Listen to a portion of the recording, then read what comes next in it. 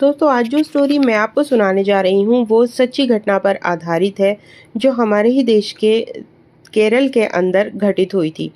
ये एक political thriller है जिसमें हमारे देश के अंदर पॉलिटिक्स किस तरीके से खेली जाती है और उसमें पुलिस का किस तरह से इस्तेमाल किया जाता है गलत तरीके से, उसके बारे में पूरी कहानी है।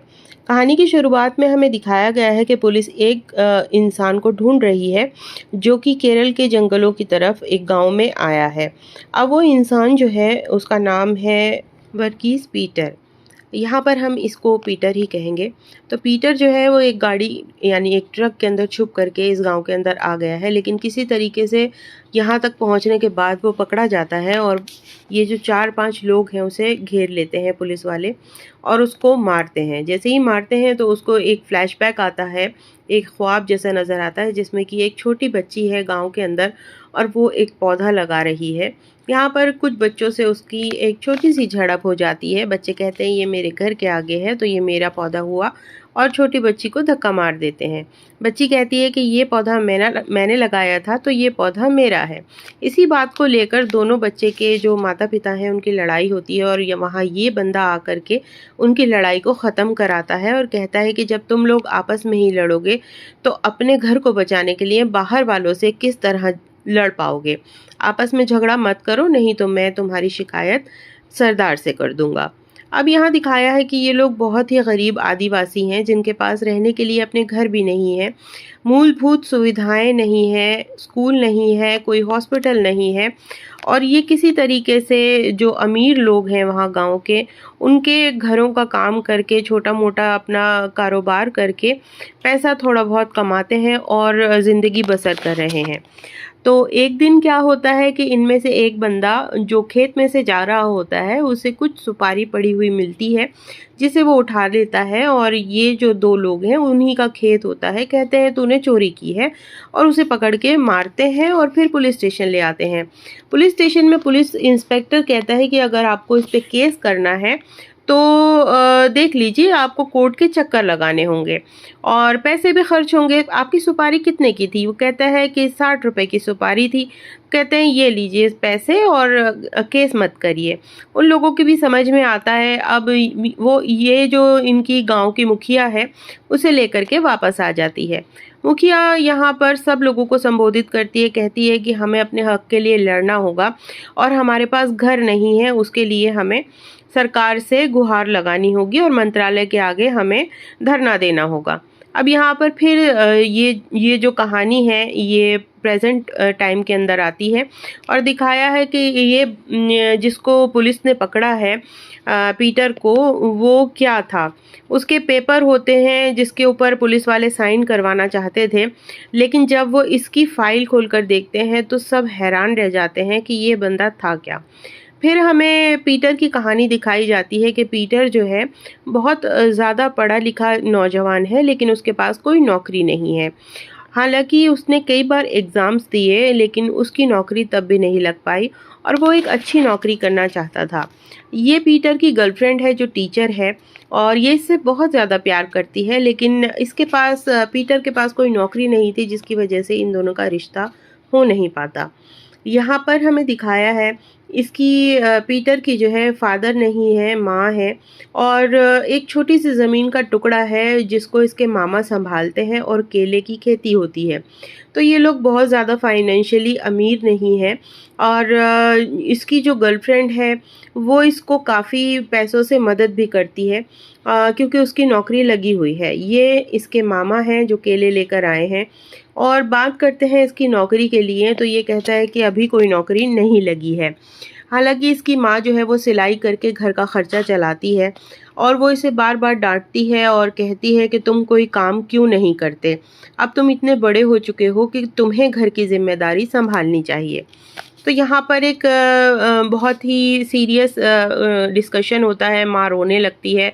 इसके ऊपर बहुत ज़्यादा प्रेशर होता है लड़के पे नौकरी करने का, क्योंकि इधर से जो गर्लफ्रेंड होती है उसकी भी शादी की बात चल रही थी और इसी बीच ये जो है इसके घर में एक लेटर आता है पुलिस कांस्टेबल की जॉब का और जब वो लेटर आता है तो इसके जो मामा और माँ हैं वो दोनों इस पर दबाव बनाते हैं।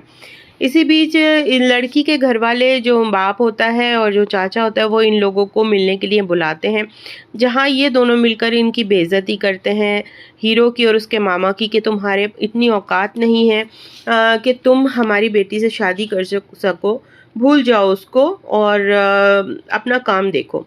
अब ये बात जो है वो इसको दिल पे लग जाती है। हालांकि ये वापस आकर के अपनी माँ को बताता है कि उन्होंने शादी के लिए बुलाया ज़रूर था, मगर उन्होंने मना कर दिया। तो माँ भी यही कहती है कि बेटा, तेरे पास जब नौकरी ही नहीं है तो वो मना करेंगे ही। कौन ऐसे लड़के को अपनी बेटी देना चाहेगा जिसके पास कोई नौकरी ना हो।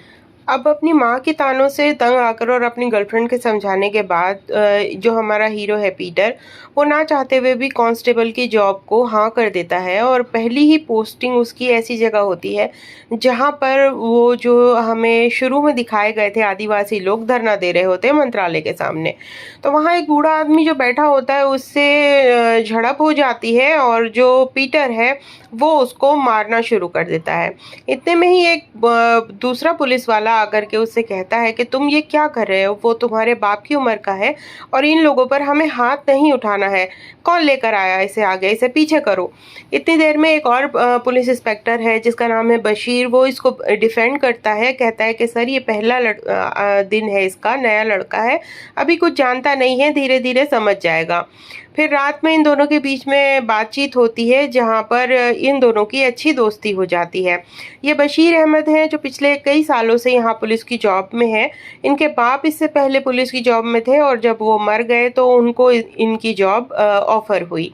ना चाहते हुए भी इन्होंने कहा कि मुझे भी जॉब में आना पड़ा क्योंकि मेरी 3 बहनें थी, एक घर की जिम्मेदारी थी और अब तुम्हें भी ऐसा ही करना होगा।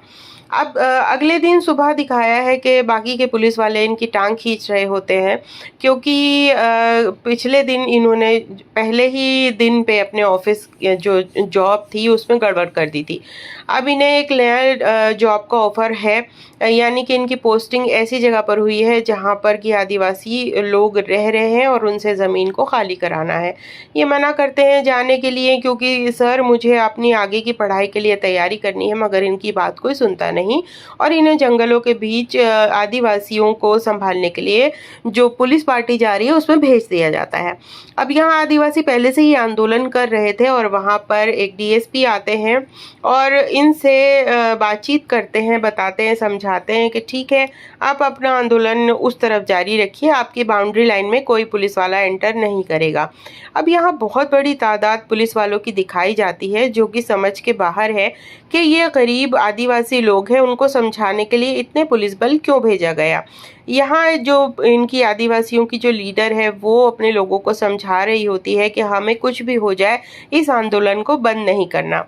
अब बशीर अहमद जो होते हैं वो डीएसपी उनको देखकर कहते हैं कि क्या मैं आपको जानता हूँ, हम पहले कभी मिले हैं। तो ये बताते हैं कि हाँ सर, एक ऐसा इंसिडेंट हुआ था वहाँ पर कि हम लोग मिले थे। तो वो कहते हैं ठीक है।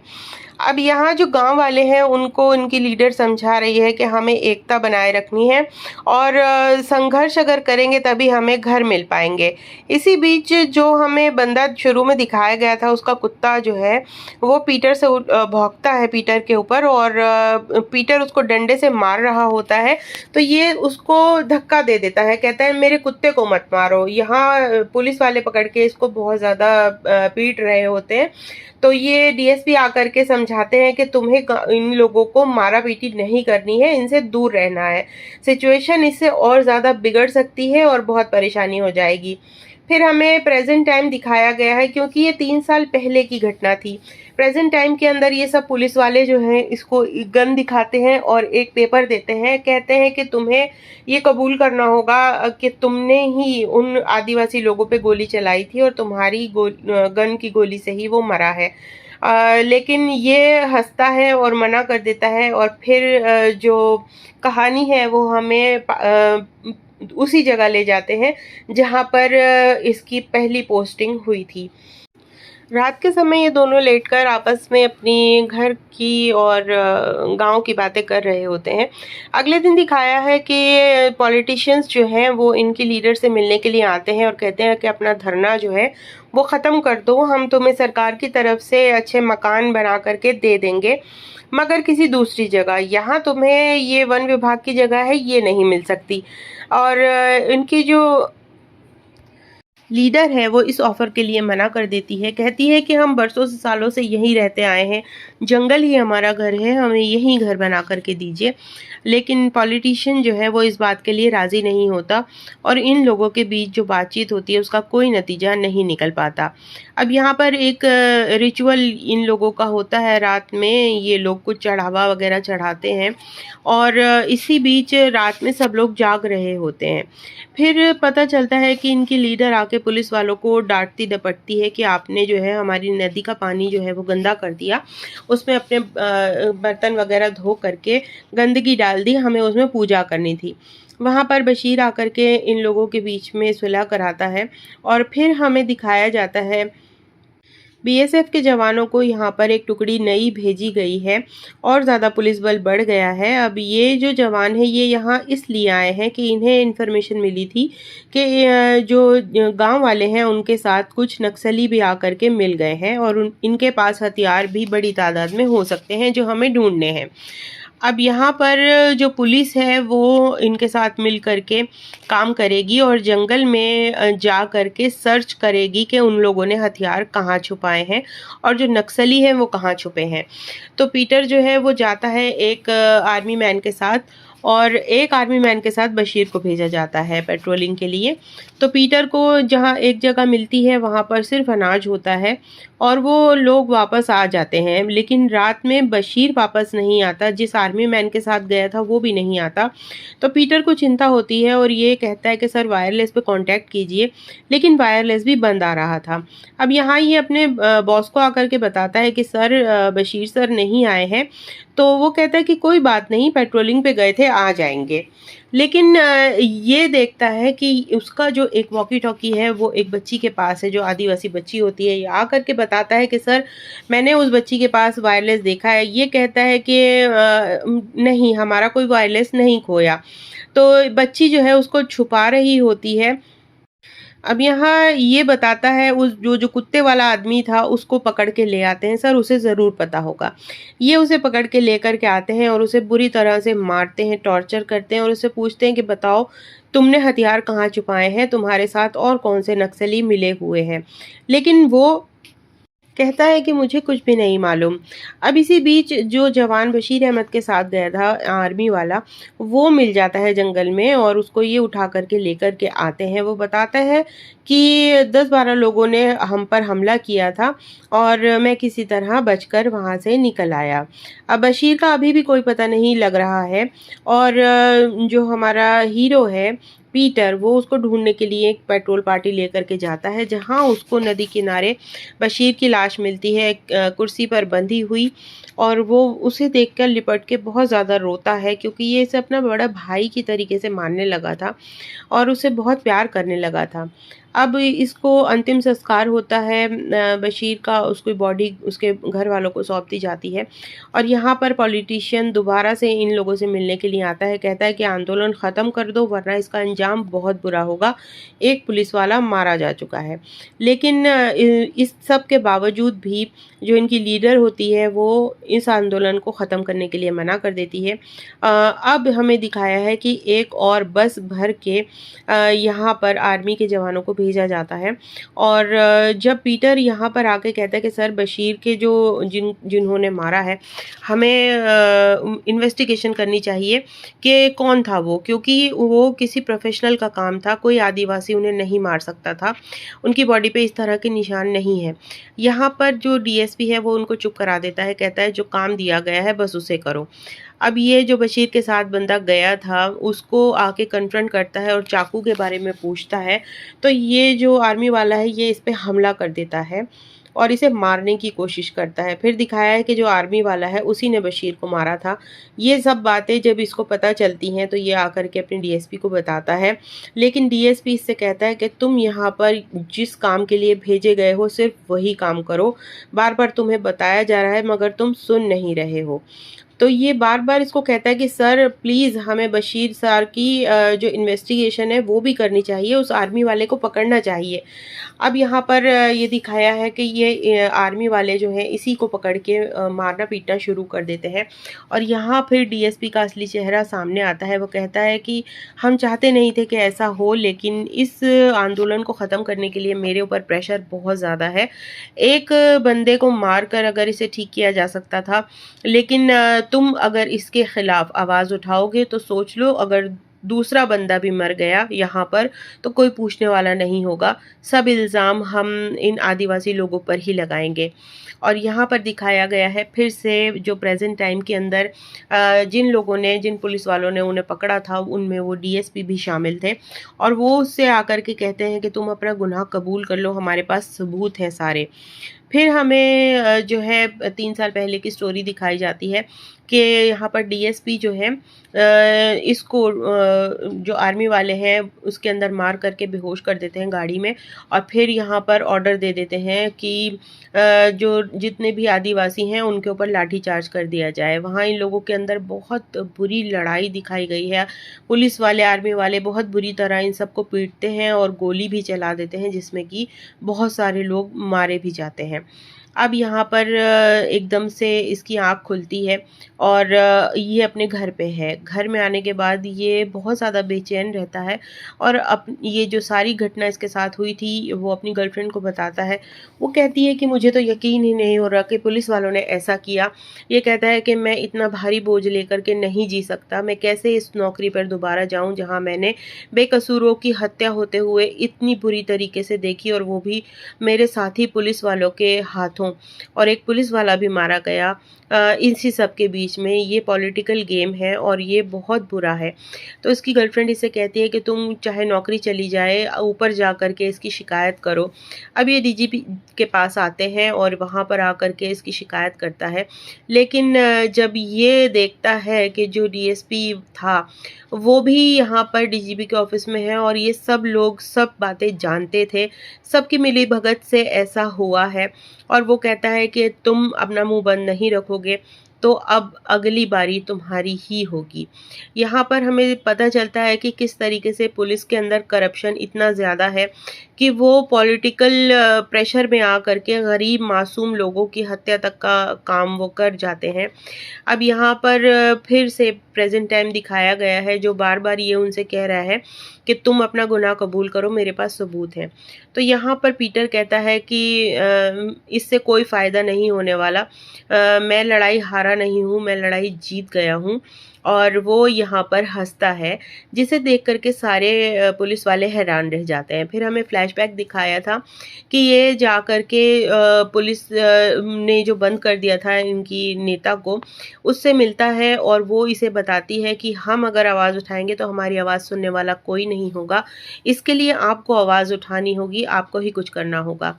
फिर ये जा कर के एक बहुत बड़े वकील से मिलता है और उसे जा कर के अपनी सारी बात बताता है कि उस दिन उस रात को जब इन सब का मर्डर किया गया तो हमने 5 लाशें दबाई थी एक गड्ढे के अंदर और डीएसपी के कहने पे मैंने उनका ऐसा काम किया और वो सब इन दंगों में मारे गए जिसकी बात को छुपा दिया गया, दबा दिया गया। तो यहाँ वो पूरी रिपोर्ट पढ़ के और कहता है कि ठीक है, कोर्ट तुम्हारे साथ है, अगर तुम उस जगह पर ले जाओ जहाँ पर लाशें थी, सबूत मिल जाएंगे तो हम तुम्हारा केस ज़रूर लड़ेंगे और तुम्हारी आवाज़ को ज़रूर सुना जाएगा। अब यहाँ पर ये जो वकील हैं वो कहते हैं कि 4 लाशें तो तुम कह रहे थे कि 5 है, 5वां कौन था? तो वो बताता है कि 5वीं एक छोटी बच्ची 7 साल की थी जिसे गोली मार करके जला दिया गया मेरे सामने और दफना दिया गया और मेरे ही हाथों उसको दफनाया गया। अब ये सारी बात जो है मीडिया में खुल करके सामने आ जाती है, क्योंकि कोर्ट वहाँ पर जा कर के इन्वेस्टिगेशन करता है और फॉरेंसिक्स को भेजकर सारी लाशें उस गड्ढे में से निकाल दी जाती हैं। लास्ट में हमें दिखाया है कि जो डीएसपी था उसको गिरफ्तार करके कोर्ट में पेश किया गया है और जो लड़ाई है जो पीटर ने स्टार्ट की थी वो ख़त्म हो गई। लेकिन यहाँ पर इतनी ज़बरदस्त ये मूवी बनाई है, मलयालम मूवी है, इसे देखकर रोंगटे खड़े हो जाते हैं। ये मूवी आप ज़रूर देखिएगा। वीडियो अच्छा लगा हो तो एक लाइक और कमेंट ज़रूर करें और मेरे चैनल को सब्सक्राइब करें।